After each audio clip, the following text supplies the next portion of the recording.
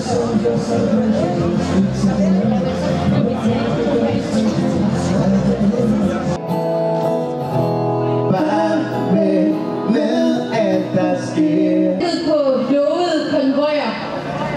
skulle slæbe dem ud, syriske læger og en lægeorganisation, som arbejder inde i Syrien. Fordi ingen har været mere ramt i denne konflikt end mine kollegaer. Hospitalet, fordi de skulle have brændstof.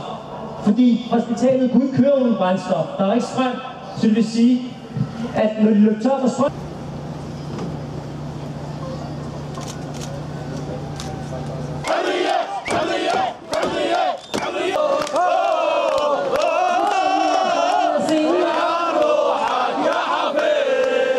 halvdelen af Syriens befolkning er hjemløse eller fordrevet over grænsen.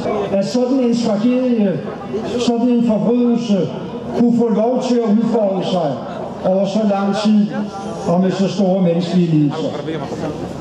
Burgwald, det er i sin plan 40, 81, 88, 98. Hvis I vil støtte Mellemfolkeligt Samvirkes arbejde med flygtninge, blandt andet i Jordan og Libanon.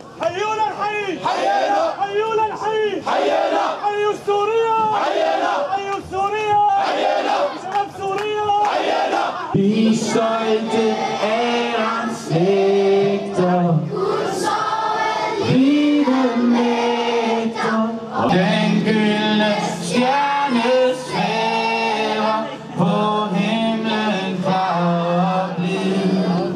Hvor skåret tager sig stille, og hvide tårer spillen på ingen rundt ved aftestid. Det må ikke ske. Det er det, vi står her i København og forhåbentlig mange flere ud over verden i denne her aften og appellerer til. Nu må I tage jer sammen og lægge det størst mulige pres på Rusland og på Assad og på deres allierede for at stoppe dette barbariske vanvid.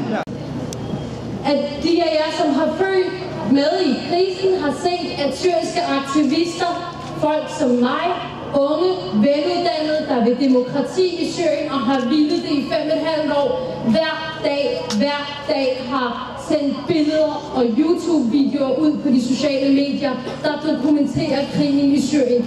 Alligevel har vi set ingen politisk handling til støtte for de unge.